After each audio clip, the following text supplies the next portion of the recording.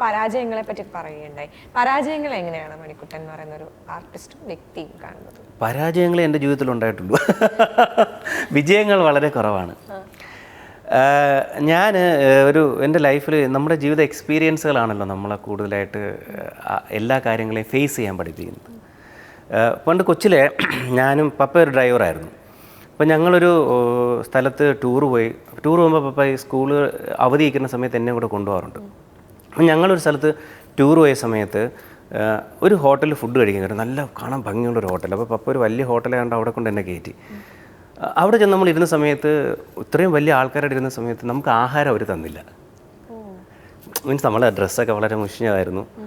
അപ്പോൾ അവിടെ ചെന്നിരുന്നപ്പോഴത്തേന് നമ്മൾ കുറേ നേരം ഇരുന്നു. ബാക്കി എല്ലാവർക്കും ഫുഡൊക്കെ കൊടുക്കുന്നുണ്ട്, നമ്മളിലേക്ക് ഫുഡ് വരുന്നില്ല. അപ്പം ഞാൻ പപ്പയോട്, ഞാനൊന്ന് 1ാം ക്ലാസ് കഴിഞ്ഞ് നിൽക്കുന്ന സമയമാണ്, അതെനിക്കിപ്പോഴും ഓർമ്മയുണ്ട്.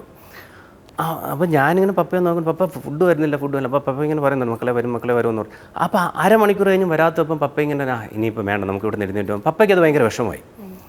അപ്പോൾ ഞാൻ വളരെ കൂളായി പോയി.